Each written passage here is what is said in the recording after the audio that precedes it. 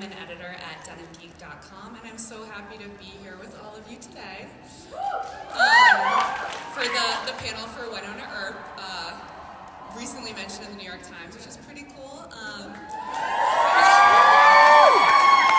before we bring the cast out, we're going to have a little video presentation. Yeah, it's very exciting, and we're going to talk a little bit about the show after that.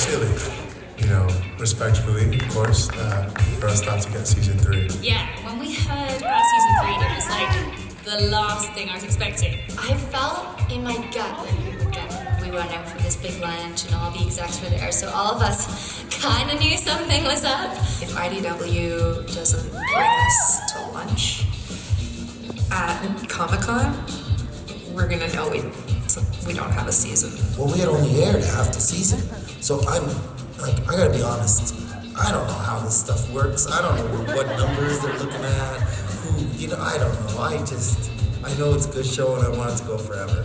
Everybody's storylines were growing in such a way where if we had stopped abruptly after season 2, it would almost feel unfair, like incomplete. I just thought there was no way. It was so soon afterwards. I remember the moment exactly. David Ozer, the head of IDW Entertainment, he got up and wanted to say a little, welcome speech.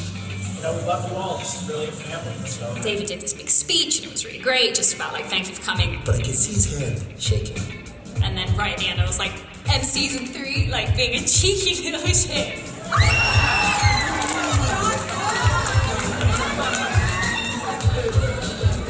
It would suck if they brought us to lunch and they just were like, enjoy the shrimp.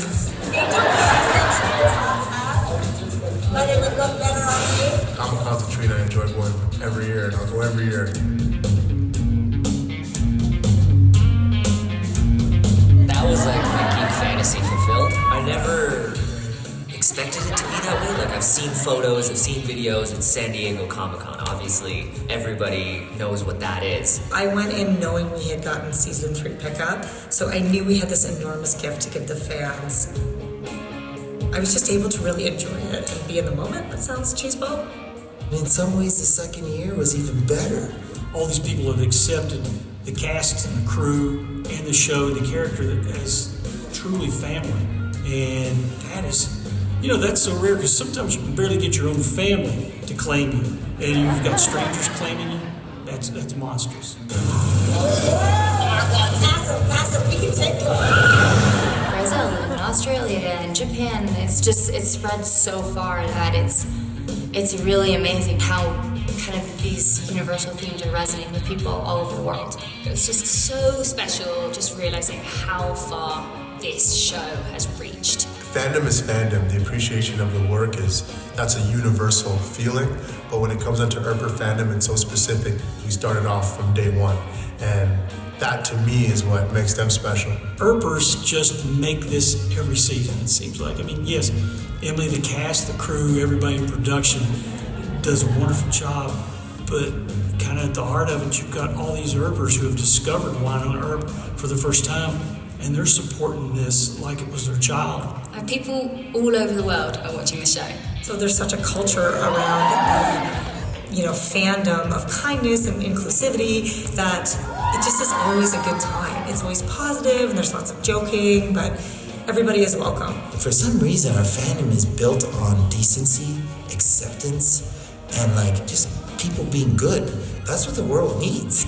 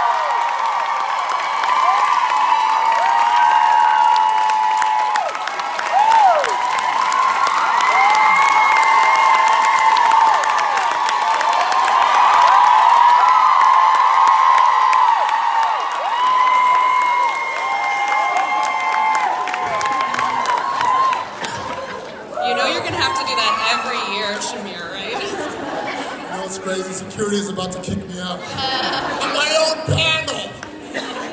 When I say wait, you say hot. Wait! Wait! Hi, Mom. Congratulations, you guys. Thank you. I think we should do, when I say sigh, you say fi. Sigh. Fi. Fi. Thank you, sci-fi.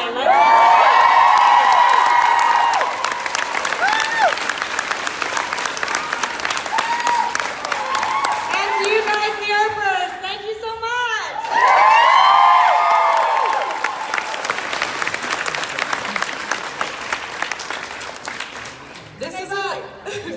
This is a show and a cast that is constantly talking to and listening to their fans. But I think it is different for anyone who's ever been in a room like this. It feels special. So I did want to give you guys a chance just to, with that announcement, if there's anything you wanted to say to the fans gathered here today. Thank you for queuing up for so long. I heard that the queue was like far. Sorry, that was... Somebody say something better than that. You can just work it into the conversation later too, if anyone's inspired. I would just say thank you for letting us be a part of the fandom that you guys have created. Because kind of like we did the show and let you in, and then you created this thing that's so much more special than anything I could ever be a part of. So I just thank all of you guys for creating what you created and letting me feel like I'm a part of it. So thank you.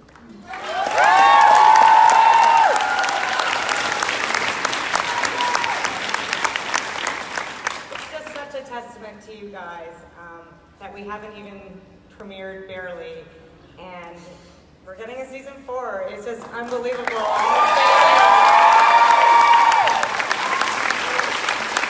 you so much for rallying for us. We genuinely would not be doing this without you. So thank you. God, I hope you like season 3. So no take backs. Josh from Sideback. The last time I saw some of you was at the ATX Television Festival, where you debuted, yes, great festival, where you debuted the season 3 trailer, and there was quite a reaction to the potato, which, thank you to Lyra from Fangirlish for contributing this to the panel. Yeah, so when you were filming that, were you expecting that sort of reaction to this very, I'm sure, short moment from the show? No. Did not know that the potato was going to have to be promoted to series regular in season 4. But I've heard you, next year, more vegetables, more fruits, maybe a kumquat. No, but it's my favorite thing about the fandom. Well, one of them is like, we delivered this beautiful trailer with like Way Hot and Melanie and a mechanical bull, and you were like, yeah, that's all adorable, but the potato, let's get it started. So, no, I don't know how to explain the show to anyone who isn't in this room. So I've got to say something about the potato. I watch the dailies every morning. I mean, that's my thing. And the thing with the potato was on there. And then once the picture came out, everyone was, talking about it. I had to call Tim up, and I said, Tim, did I miss something in the dailies? What's the deal with this potato? Is this some sort of perverse thing that I don't know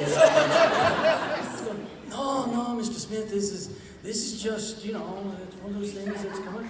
But here's what I figured out. We talked about, talk about the creativity of the cast, and especially Emily with making Wynonna Earp. But to be honest with you, this is a perfect example of how the creativity truly comes from you all, because you all made the potato. But let's back up and say, is that what I talk like? It's just the way you talk like Cheech Marin sometimes. That's how you sound. Yeah, you do. Melanie and Dom, the relationship between Wynonna and Waverly is the heart of the show, and it's so beautiful. And as someone who has a sister who's one of the most important people in my life, it's just like so nice to see that represented on screen.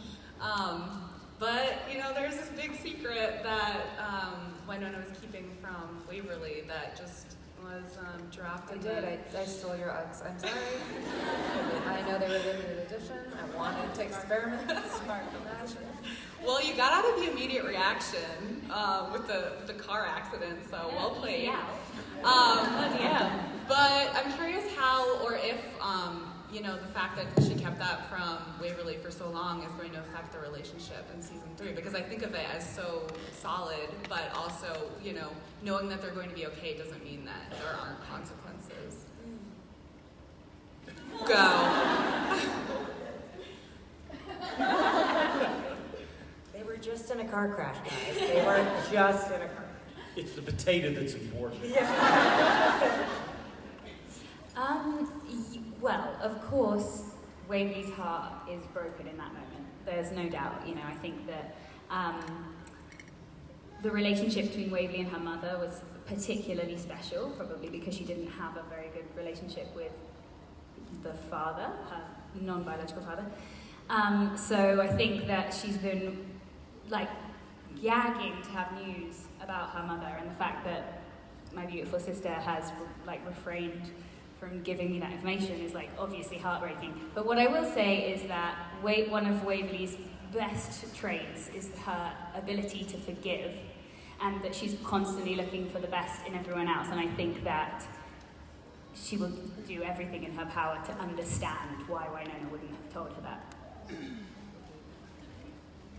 Great. And there is a sneak peek that was released for the second episode where we see Mama Earp appear to Wynonna in her moment of need. And we get some more insight into the relationship and just how much tough love there is there. Pause for whispers. I don't know if she knows what the sneak peek was. Well, Keep going. I'm getting some Sarah Connor vibes from that. I don't know if that was an influence at all for you, Emily. And also, I'm curious for Wynonna if the fact that she's seeing these visions of her mother worries her at all, given one of her greatest fears in the past has been that she's crazy or that she'll have to be institutionalized. Not to get too dark here. That sounds like an episode that hasn't aired yet, Katie. I don't know. Friday nights, 9 p.m. on Sci-Fi. Is that your full answer? It's okay if it is. That's your answer, but you guys should go watch the sneak peek if you haven't seen it. It's crazy. How do we watch it? Yeah, I haven't seen the sneak peek either. Hello. It's available on the internet. Well, it is. start this Google search. Okay, well, if that question isn't a good one, were there any Anne of Green Gables references on the season? Either on set or actually in the show? Because Megan Follows is obviously known both in America and Canada for her work. Yes, Megan Follows, Canadian icon. Amazing, right? Yes. I am smart enough not to make any, I was smart enough for once in my life not to make any jokes about Anne of Green Gables, to Anne of Green Gables. She has done other things. Exactly, yeah. Since that, yeah. Did you guys do anything foolish? I very overly enthusiastically greeted her in the makeup trailer because I think my excitement I wasn't very good at being cool in that moment. The first, we are so excited to have you. I tripped over a soundboard and 100 bananas fell out of my bag that I'd stolen from Kraft, and then I was like, I really loved your work in Anne of Green Gables. It was pretty good. That's literally what happened. I believe it because you are bananas about bananas. Yeah. You take them for your kids, right? Yeah, my kids. For Dom and Kat, there have been a lot of secrets in the Way Hot relationship so far, but do you think that, I don't know, the process of dealing with those secrets has made them stronger and has taught them something, moving forward in season 3? Absolutely. Yeah. Because I've been talking already.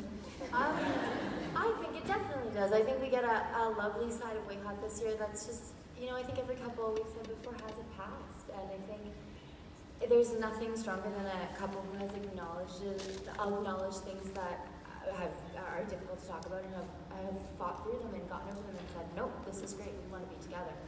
And I think it inevitably will makes them stronger. It tightens their bond for sure.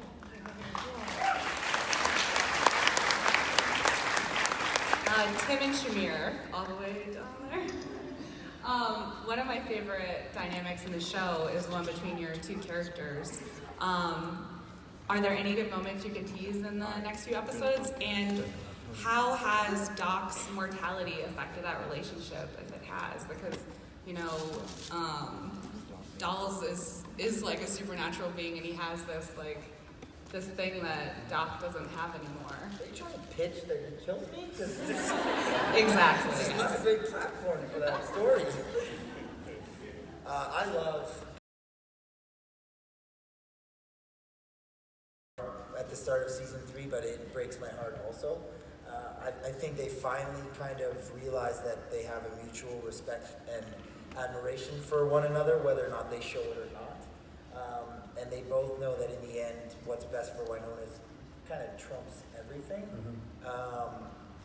Doc, however, is in a pretty selfish, bad place, and he's carrying a lot with him, and he's maybe not the best at times.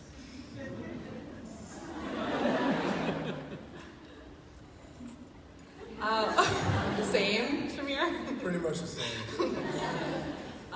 Chantel, welcome to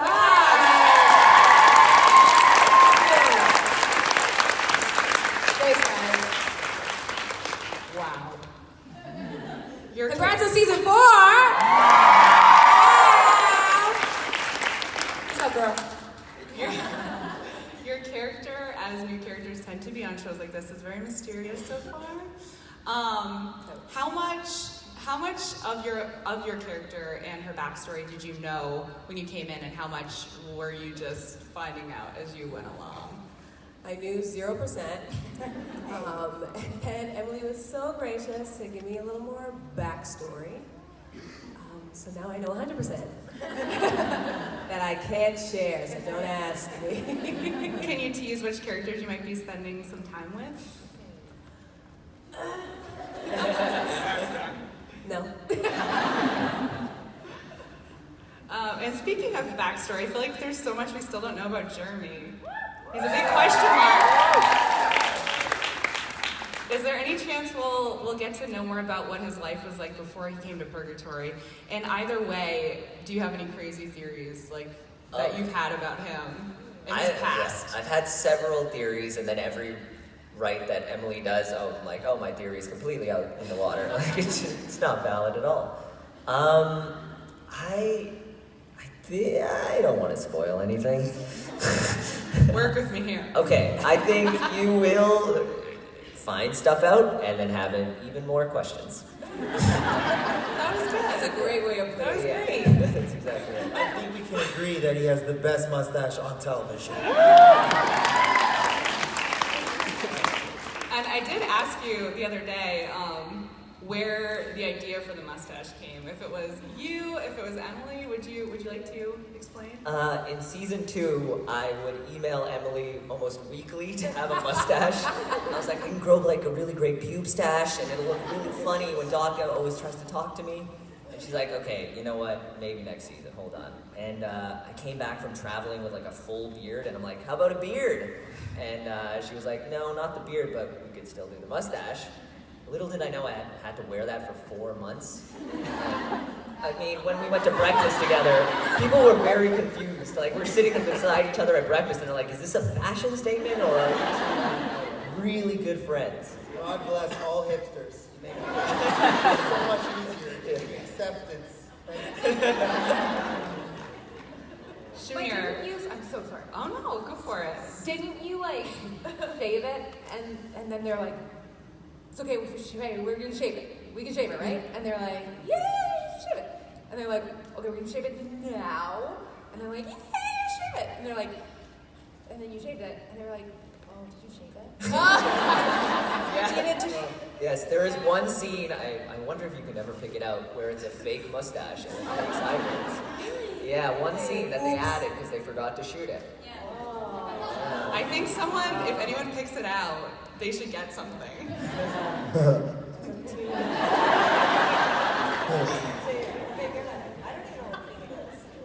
Emily, then you're able to win this. I know, I'm in it.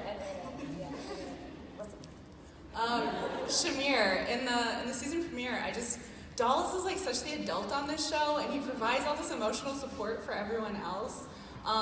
Is there any chance someone will like give him, will listen to his problems and give him a little emotional support?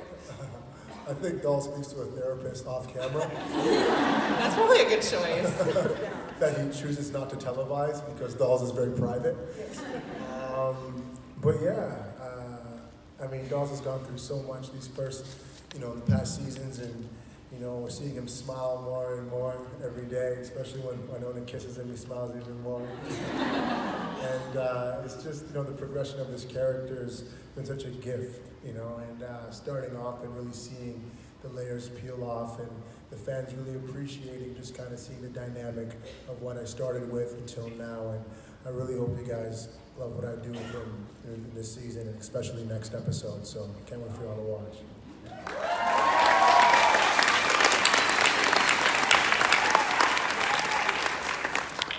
We've seen an episode. There's still so much we don't know about Bulshar. It makes me nervous the longer we don't know more about Bulshar. So I know you guys can't, spoil anything about the nature of his villainy. But can we just go down the line and say, on a scale of 1 to how scared of Bulshar should we all be? Well, you pronounce his name wrong. It's Bullshart. Is that a 9 or? I think the stakes this season are higher than ever. Yeah. So a 10? Okay. He's really scary. Have you not seen him? That face with that, the shot in the first. And then he's the nicest. Oh my god, man. Of course, because that's the theme of all the actors Emily brings on the show, but he is I can't wait for you guys to see more of him, and then I really hope he gets to come on a panel one day because he's lovely French man. Yeah. Sure. Yeah, he's not lovely on the show. But on the show, He's several ahs out of ah. Thank you, Melanie. He's the original. It's he knows all the nooks and crannies of the curse because he's the maker. He wrote all the bylines and fine print. So it's what's scarier than the person who knows the maze better than the maze maker? Someone tweet that out. Damn. That was deep. That's amazing. That's going to be a post. I cannot top that. Yeah. The panel is over. Yeah. Bo. Yes, ma'am. When people talk about adaptation, they usually talk about how the source material inspires adaptation, of course. But there's this cool, it goes back the other way, obviously. I'm curious what you've learned from the show or how it's influenced your work in the comic book. I'd done Wynonna Earp for 20 years and created it 20 years ago. Blind pig finds the acorn on occasion. That's all that was. But I always wrote Wynonna Earp at the age of 40, 45. She's in her peak. She's the head field person for Black Badge. But what this has done has been this wonderful, and this is the way Emily does. She turns everything upside down, and when you think it's off kilter and you think it could possibly be wrong, no, it's completely right. And she gave me a most gracious gift in the fact that I could do the Wynonna Earp that I've always done and add this new layer to it that has just been amazing. She created the Doc Holliday, the Waverly, the Dolls, Hot. She created all these characters. She's gracious enough to let me play with them in the comic books with an unlimited budget. And she's also allowed Melanie and Tim to come in and co-write stories with me and trust them and trust me enough to do that. And I have to add this in. The first time Melanie sent her script in, I looked at it and I said, Emily wrote this. Because I had no idea if Melanie had ever written anything before. And I said, maybe she'll tell me the truth here. And it's up. It was Melanie. And the neat thing about it is when Tim sends his stuff in, there's structure. You can tell he knows comic strips, comic books. He knows the craft of script writing. And he brings this layer of truth, justice, and the world way into it. And then Melanie sends hers in, and it's adult diaper time because what she writes is so funny, and it's almost semi-offensive, which is my sense of humor. So I can hardly wait to get that in. But it's a great world, and again, I took Wynonna Earp as far as I could in comic books for 20 years. Great, have a great audience, this, that, and the other. But then I gave the body over to Emily and the cast to put oxygen in that, and now you all, the world, because I can honestly say there probably, if we took hands, there's probably a lot of first-time comic book readers, and the first thing was Wynonna Earp, and I will forever be in your debt for that because you never forget your first, and I will never forget all of you all for that.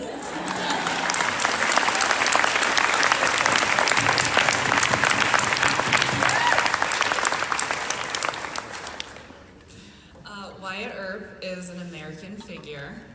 The comic book is set in America, and Wynonna Earp is set in Canada, which some people I think have some confusion about. I wouldn't say, I really want to say this because everyone from Sci-Fi is in this room. It's not set in Canada, it's set in Am I blowing up your spot right now in front of a lot of people? It's kind of like there's a reason we never show the money on the show.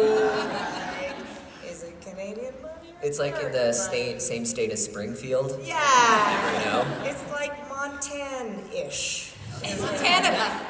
Yeah, exactly. I've always kind of, I thought it was in Canada, and I liked that quirk of the show. It's like Wyatt Earp just kind of wandered over the border. Didn't know where he was. Yeah, well, they were drunk all the time. Okay, not Canada. Or maybe. Question mark. You decide. Choose your own adventure. Yeah, exactly. Chantal, this is, as we've established, a very welcoming fandom, and I'm curious, as someone who's new to the show, if you've experienced any of that so far. There's only been one episode, but yeah. I mean, I experienced it from the announcement that I was joining the show, and everyone here had let me know that this fandom is the best fandom in the world.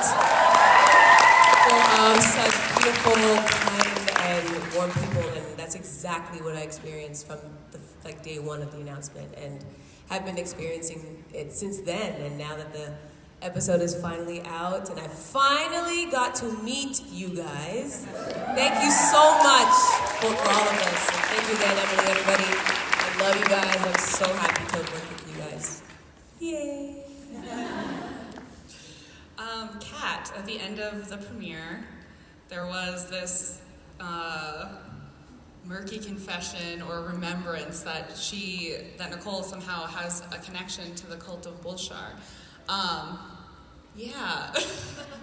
How are you, thinking that she's a character who maybe is, the only character has kind of, a normal background, or one of the only characters, to having a tie to this? Or so you thought. Or so we thought. How did that totally change your conception of the character? 100%. I've told this story to a few people now, so forgive me if you've heard it, but I think it was around episode 3, I read the script and I went home, and one night I just completely, stream of conscious, rewrote Nicole's entire backstory. It was like, I was wrong. So it's been amazing though, because for so long I was guessing at so many things about her, and it was just so nice to finally know, and I think also we see a woman who's, her comfort zone is being in control and being the kind of caretaker of everyone else, and we see how terrified she is because she's spinning into these fragmented memories that are obviously so horrible that she's repressed them so much, and they're coming back in flashes for her. So it was really lovely to explore that side of Nicole, and because it's a vulnerable place that she doesn't live a lot in until now. So it's been really nice to kind of start to see that side of her and that piece of her past. Literally coming in flashes. I feel like she should get the number for Dolls' therapist. Yeah, probably. A lot of repression going on here, over here. I want to give everyone a chance, or as many people as possible, a chance to ask questions. So you guys can start moving towards the microphone very slowly. Run! But who's gonna ask if we're getting season 4? We are. If you showed up late, there's gonna be a season 4. Yeah. But I did this. Has anyone tweeted it? Can one person tweet it? Just one person? Yeah. Done. Twitter has exploded. I did this the other day for some of you, so some of you have like a head start, but I like to go down the line and have everyone say what their favorite episode number is, and then give a one-word tease or explanation for why. Oh, yeah. I'm gonna go last. Okay, therefore, Shamir. I'm first. I don't know the episode number. Yeah, this is a thing, I think. You know, it's like you guys have very long. I think it's season 2. In season 3, yes. Oh, sorry, in season 3 for the coming season. Oh. Haven't seen them all. Yeah. Say again? We haven't seen them, but we can tell you. Yeah, we haven't seen them, so we don't know. I'll do this. I'll give you my favorite episode of the entire 3 seasons. Season 2 for me specifically. I don't remember the episode number, but what I do remember is it was a scene with myself, Varun, and Tim, where we had the imaginary band of some sort. And so, I don't know if you guys know this, but we're acting, right? So we have to act that scene. There's no imaginary thing holding us together. So in between takes, there's a few butt squeezes here and there. And it wasn't from me. Just saying. So that was a lot of fun. We have so much fun filming. Personal question was like, did anybody who farted first? Looking at me? Because you're 3 of you, you can't fart because you're so close together, and it's like every time you get on set and you can't fart, that you have to fart. Melanie is now moderating this panel because she has the best questions. All right, it was Tim. Next. Talk to my therapist. Yeah. So my favorite episode in general, or of the season 3? Try to. The Christmas episode. Oh, nice. It's so good. It's so fun and wholesome and great. I don't know. I think you guys are really. What's your love one word for the Christmas episode? Well, Christmas. Great. Oh, it's enough. Spoilers. Maybe alludes to the plot of it. I'm so scared. It could be something very vague, like silly. Reunion. Huh? Nice. I will say 307 and Heartbreak.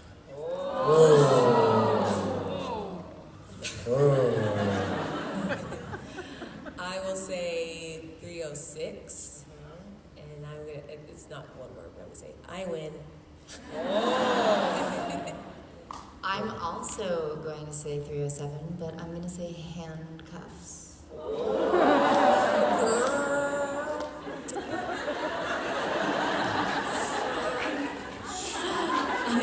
I'm going to say 305. Oh. Wow.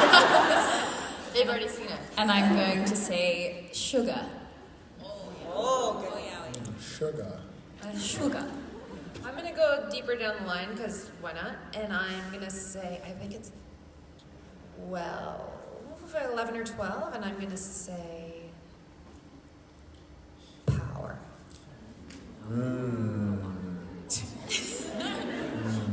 I have not seen all of season 3 except in the mosaic of the dailies, so I'm going to go back to season 1.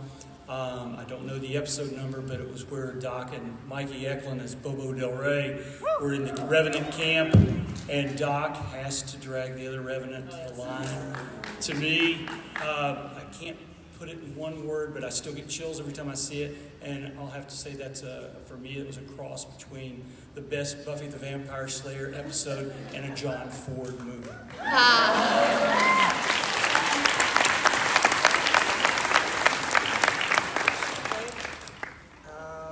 I like all of them.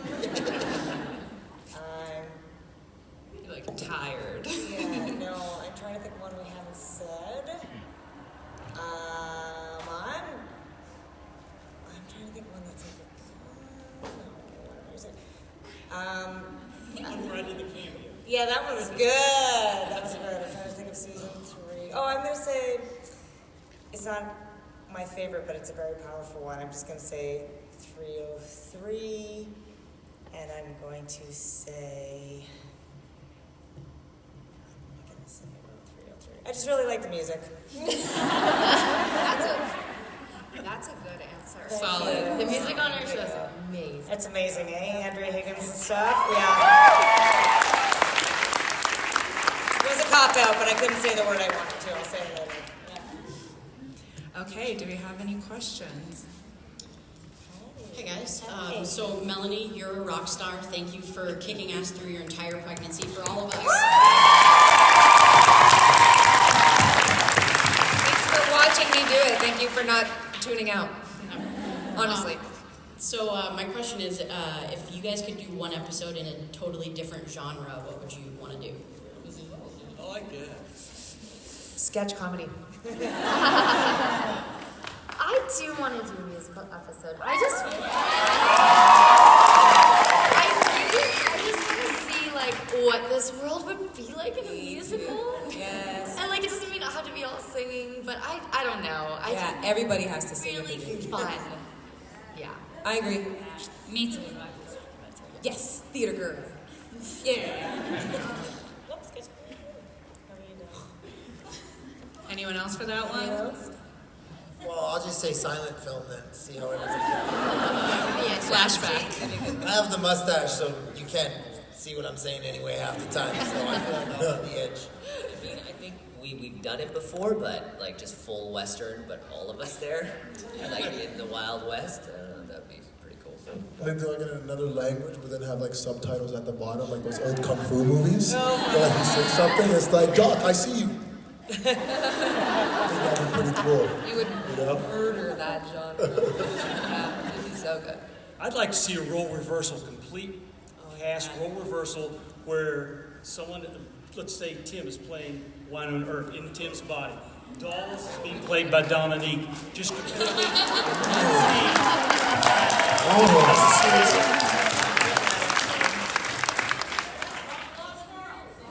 Yes, I've written that episode. I really like it. I like a good body swap. It's pretty good. Okay, next question. So my question is for anyone who this applies to. What was it like being directed by Melanie Scrofano? The best thing ever. a magical experience. Like, I got the pleasure of having 2 scenes. Anyone else? Mm-hmm. Yeah. I'm so lucky. I did, yeah. And me too. Yeah, but I got one with Tim as well. I know she got one with someone. She's such a phenomenal director and such a natural that it felt like she'd been doing it for 10 years.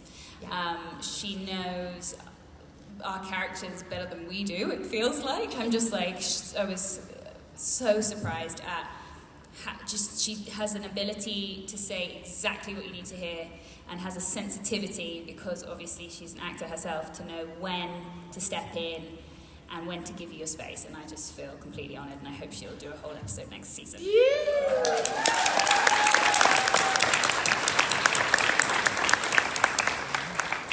Yeah, I think when you have an actor direct you, and like with Melanie, I felt so comfortable with you. Like it was like I thought I would be nervous. And then there was something that shifted and I felt so at ease. Like you put me at such ease. It was amazing. And all you have to do is just you fart. Just fart. And everybody not was weird like, that day. no, it's easy. I was just like a nervous fart, and you'll feel good. Fine, just let it go. No, but she did an incredible job, guys. So good. We're so happy. Thank you. Thank guys you. were incredible. Did you like the scene that she did? It's in episode 1. Thank you. There's a little munchkin in here, I hear you. Hi, Munchkin. Hello, my name is Ray. I'm a new fan. My friend Emily got me really excited about this. I just binged all season 2. I really love you. New addition. Okay. So to give her back for giving me the show, I gave her the question. And her first question was, Dominique, will you marry her? Which I think her boyfriend would have a problem with. So I'm going to ask her second question was to Melanie. Since she asked you directing their scenes, do you want to direct your own episode? Will you please direct an episode? There's so many factors that go into directing. It's honestly a logistical nightmare for a lead to direct themselves in an episode. If it happens, it'll be because it's the right thing to do for the show, and if it doesn't happen, it's because we're protecting our baby. But I will, if I would be honored to. I love telling the story from that angle because I get to. I just got to stare at these people. But honestly, and I was like, oh my God, they look like angels. And I think I sort of am responsible. It was just a really new way to tell the story that was really a privilege. A privilege, and thank you. Oh my God. Awesome. Thank you. And thank you to Paolo Barza. Yeah. Dom, can you say hi to my friend Emily? Hi, Emily. Yes, That's your families. What? Hello. Hello, Officer Hat. Just want to say thank you guys for coming here in my hometown, City, San Diego. We love it. Love you guys so much. But it wouldn't be right if I'm dressed here as hot and I didn't ask a way hot question. So I like observing characters, and I've observed how the similarities and differences between Nicole and Waverly, and I've noticed that they are very similar people, despite what some people might think. Oh. And they both have rough pasts that they're trying to cover up by being the best they could always be, the best person. Like Waverly trying to get away from her sister's shadow and parents and stuff like that. And Nicole, whatever it is, she's just the goody two shoes cop, always trying to do right. And I was wondering if you guys. The boring donut. I was just wondering if you guys notice any other similarities or any major differences. Oh, interesting. Good question. Tricky question. Tricky question. What do you think? Do you think they're? I think you're right. I think they do have that make the best of a situation. I think they're definitely both glass half full kind of people. They're always looking for the best in people. Maybe I would say Nicole is perhaps more cautious to trust, but she wants to so badly. And I think for Waverly, it's all hard all the time, almost to a fault sometimes, because her heart's so open, can be so vulnerable at times. I think that they are both people that like to put the attention on the other person. So I think that probably a lot of the time it's no, are you okay? No, are you okay? And that they have learned to kind of balance that. And actually in season 3, you'll see them supporting each other in a really nice way, taking in turns due to what's going on. Thank you. Thank you.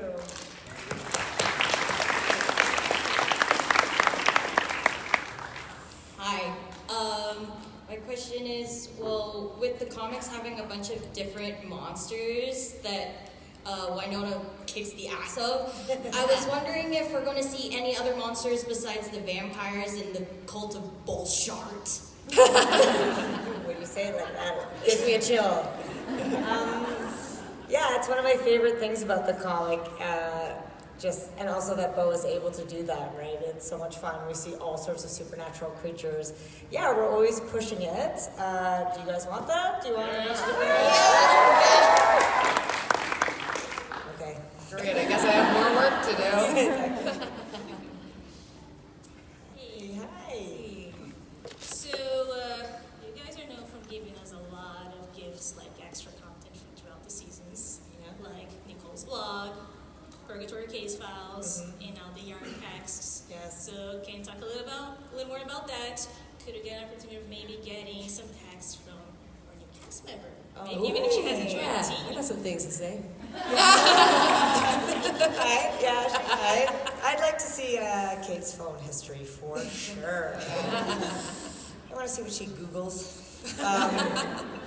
Yes, thank you so much, everyone, for reading the yarn texts. I'm glad you guys like them. I think they got like 1.4 million views, which is really good, pretty good. Everybody who read one, also watch the show, please. That would be awesome. We love doing that stuff, and you're all so receptive to it. Thank you so much. It's just always about finding a way to tell the story that enhances the show versus like contradicts the show or destroys canon. You know what I mean? So we're always up for it. Obviously, like our priority is making the show. But yeah, I would love to maybe do more yarns, and we're certainly considering that. So. Yeah, so I think I'd like to know who Kate texts. I would like that very much. Yeah. Thank you. Hello. Hi. Bo, I just want to thank you for talking hockey with me. You're most welcome. And also, you talked about how Mel and Tim, obviously, they helped with the comics. Do you have any plans for any of the other cast members to help you out? I'll start it off with this. Right after we leave here, Tim and I are going back to work on Bad Day at Black Rock, which is the new Wynonna Earp graphic novel. And thank you. Tim has come up with some incredible ideas. And one of the things that we're going to be doing in it is the Wynonna Earp Waverly relationship, which is such a key to the television series, where we're going to investigate. Black Rock is the prison where all the paranormals are kept by Black Badge. We're going to investigate Bobo Del Rey and his younger brother Mars Del Rey and their relationship and how it parallels that of Waverly and Wynonna, yet it's a little darker and a little weirder. As far as writing with the rest of the cast, I literally, if she would return my calls, Emily is my crown jewel. I want to work with Emily in comic books at some point when it's available for her. Stop playing hard to get. And as far as the rest of the cast, these are my friends, these are my family. I trust everybody up on this stage right now. I would love to write something with all of them. And Tim and I have discussed this many times since we've written so many books together. We would love to do an anthology graphic novel type of size thing where every cast member is, we co-write something together, and not especially sometimes their character. So that is always open if you all want it to IDW Publishing. Thank you. Thank you so much for that question. Hi, my name's Wendy, or you might know me as Hot Wings. Yeah, we do. I just wanted to thank all of you up there for creating this amazing community out here. Everything that happened to me yesterday wouldn't have been possible without people in this room. I didn't actually get a ticket to the signing, and someone gave up theirs for me. So that I could participate. My wife also didn't get one, and someone in line with me, Cynthia, if she's in this room, also gave up hers. Amazing. Thank you, Cynthia. This is an amazing fan group. I've never experienced anything like this before. Thank you, all of you, and thank you guys for... You guys did that. Yeah, you guys did that. So thank you. Thank you. Thank you so much. Thanks, Hot Wing. This is Vanessa from Colombia. She didn't want to mess up her question, so I'm asking it for her. She wanted to know if you had a favorite comic book different from Wynonna, and if you do, what is it? A dog? actually, She has an answer.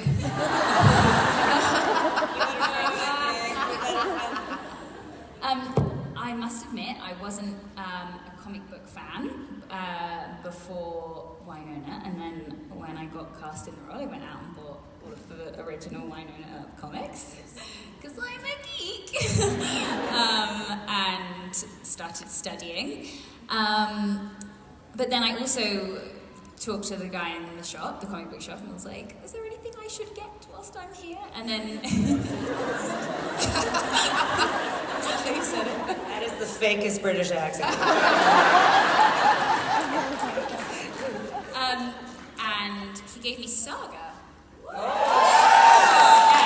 I loved it. So I may not have, the biggest collection of comic books, but I really enjoyed it, so that's my answer. But obviously Wynonna was my favourite, though, obviously.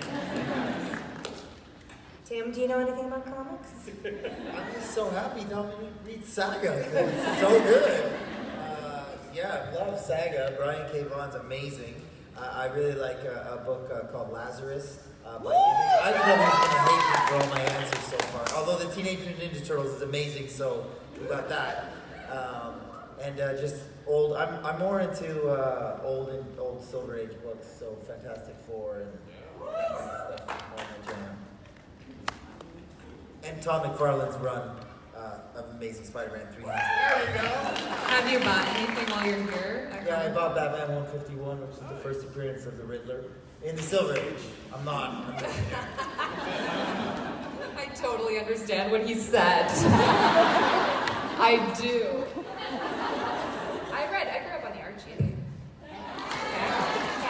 That counts, right?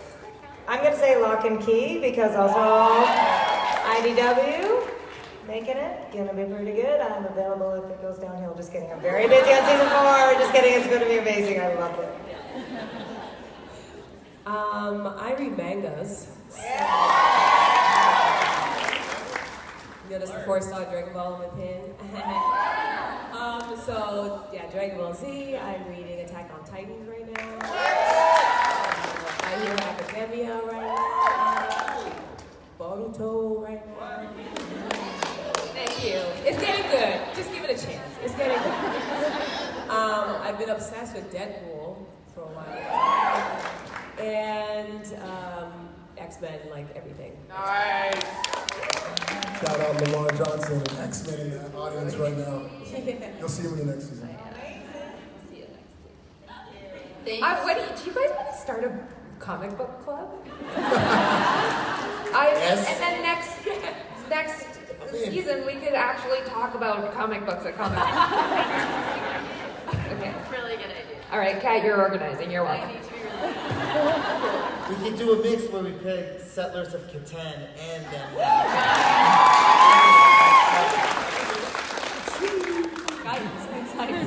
Thanks. I am from Colombia, Sudamerica. I love you. I love you. Thank you so much.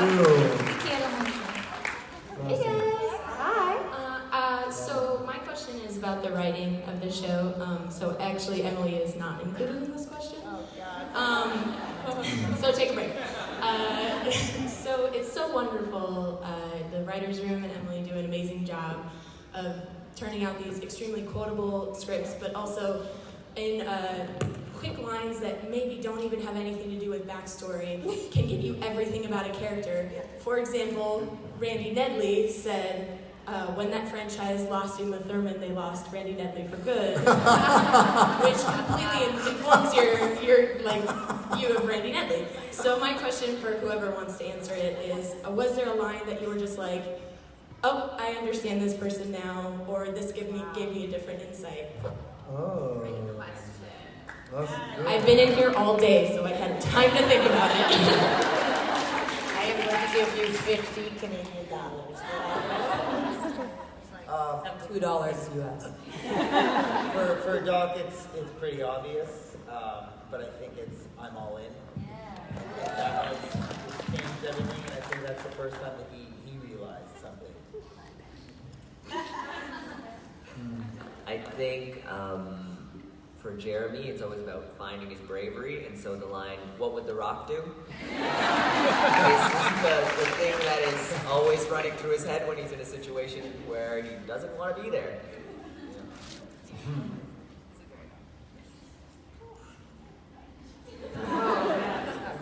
Thinking.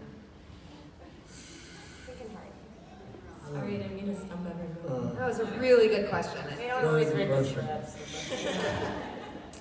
I have, like, there's one moment, I don't remember what the line was, but it was when Nicole, fudge nuggets. Nicole Hot? Keep going. Nicole Hot. We were in the kitchen. Oh, she. Warmer. Yeah.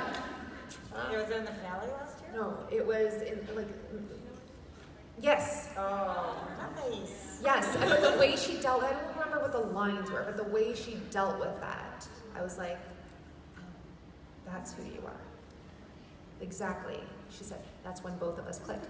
And yes, because I think that was a moment, I'm sorry I don't remember the line, but it was a moment where I was like, oh, you've got the loyalty bone. Got it. That was it. Glad you're back. But then she said, heaven help that gynecologist. It was like almost nonverbal. It was broken sentences. It was, Thanks. I think she was like, damn, you're pregnant. No, I don't know. But with her eyes. It was like, I don't remember exactly what it was, and it was just, it was almost like, you know what it was? It was like the next line where you just sort of, but Nicole sort of moves it along. I'm gonna look. You'd think we could come up with this in this room. It's almost like the whatever the line was like implied that she wasn't going to tell, and so we're moving on. It was the it was such it wasn't the line itself, it was the subtext of it that let me know who she was. Which is also part of the script. Doesn't have to be a line. Okay, this is going to be the last question, you guys. Hi. Hi. Hi. I was wondering about, like, if you imagined what your character's backstory or family was like that caused them to be the way they are, or how you play them before you actually meet them. Well, for me, my character was based on a real person, so I tried to do as much research as I could, but then he was stuck in a well for 100 years. So then I tried to think what that would do to somebody. And I think we need to give Doc a break.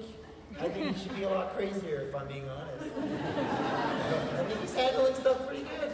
Not the best, but pretty good. And then we finally get a story about his family, and it's like listening to his mother die. Exactly.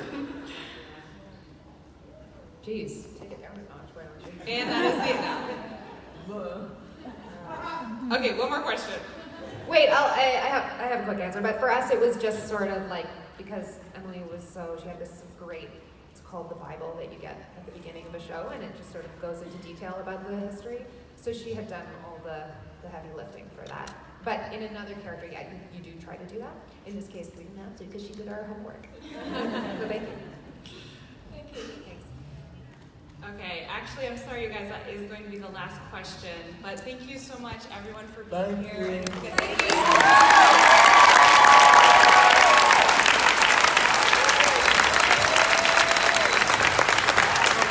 Thank you so much, you guys. I hope you like season 3. Thank you. Don't be afraid to think sci-fi and space for season 4, because that's pretty remarkable. Thank you. Season 4. Season 4. Season 4. Season 4. Season 4. Emily, I got you a couple more. Jason Momoa. You know what? Here's a bag for him, so you don't. Oh my God! Thank you so much. Oh my God, you're hilarious. Thank you so much. Please, please. Oh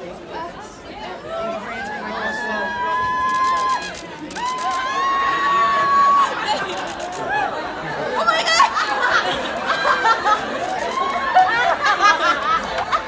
Yeah.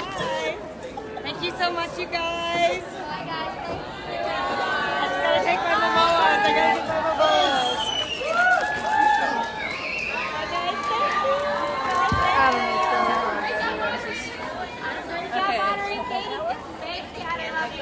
Bye.